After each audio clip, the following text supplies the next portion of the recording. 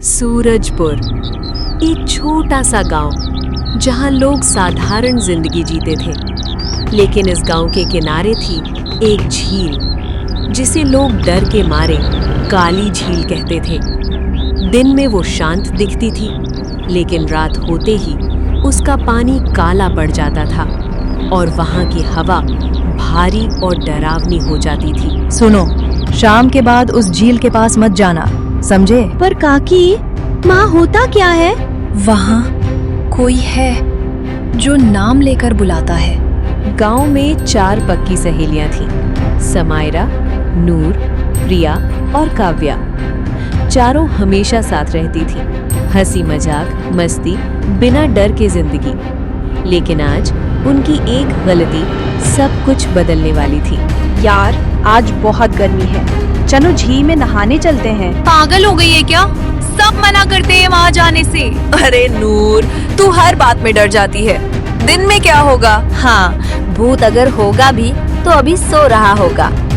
मुझे सच में अच्छा नहीं लग रहा, कुछ अजीब है उस झील में। कुछ नहीं होगा, हम 4 हैं, चलो ना। थोड़ी बहस, थोड़ी हंसी और आखिरकार नूर भी मान जाती है।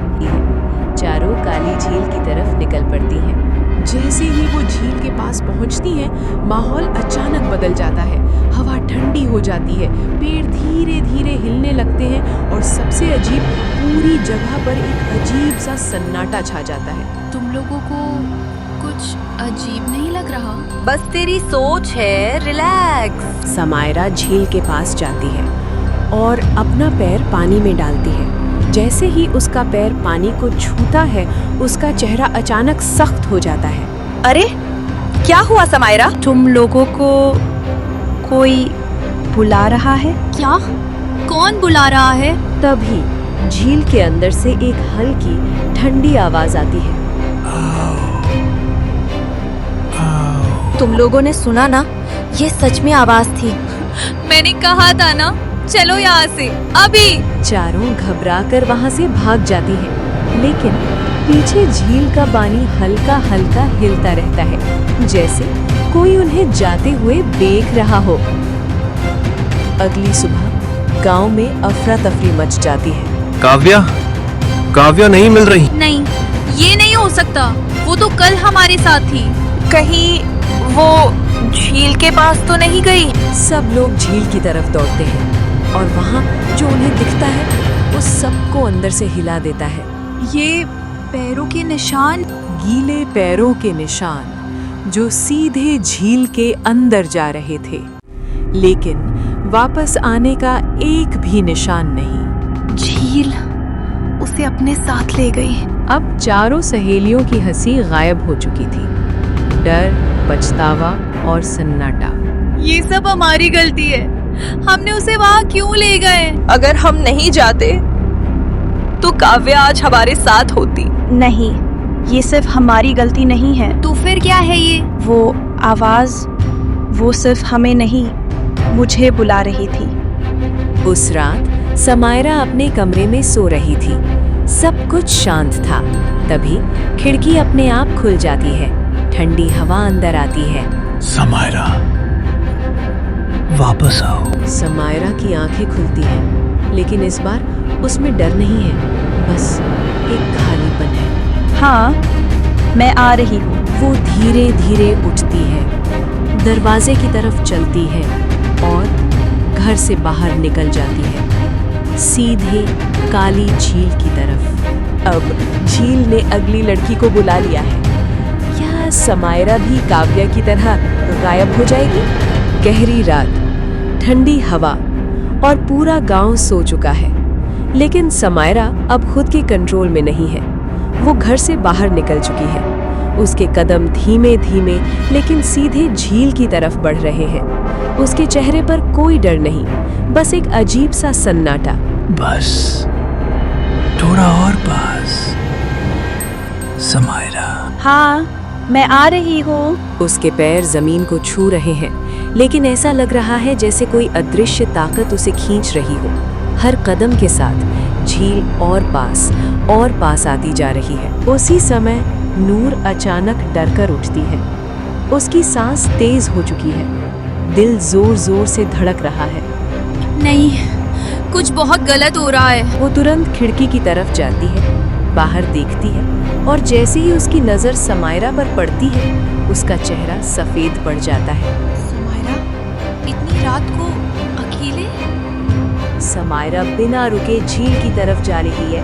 समायरा, रुक जाओ, सुन रही हो ना? कोई जवाब नहीं। समायरा नहीं रुकती। हे भगवान, वो भी चली जाएगी। नूर बिना एक सेकंड गंवाए घर से बाहर दौड़ पड़ती है। रास्ते में उसे प्रिया मिलती है। नूर, क्या हुआ?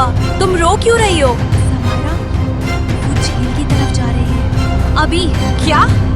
नहीं, चलो जल्दी। दोनों दौड़ते दौड़ते झील के पास पहुंचते हैं। यहाँ का माहौल और भी डरावना हो चुका है।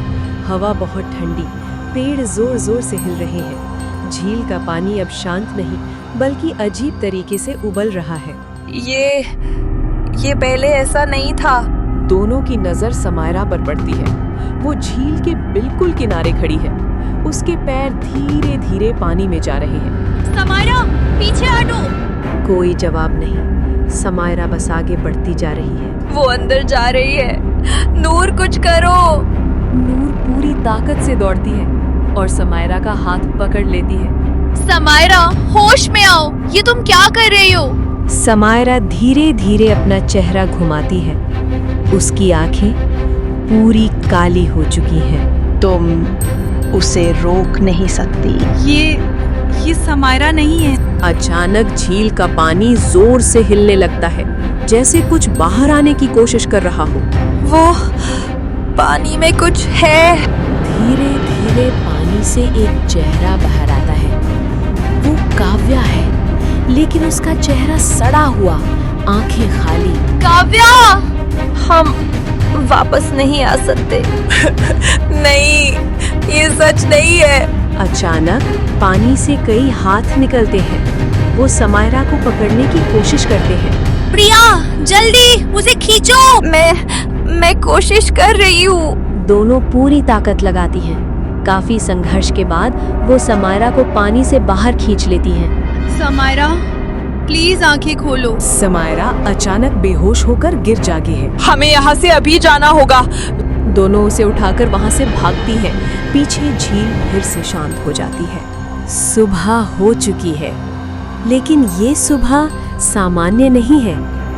कमरे में सन्नाटा है, डर है और अनसुलझे सवाल। तुम ठीक हो ना समायरा? मुझे कुछ याद नहीं, बस एक आवाज थी।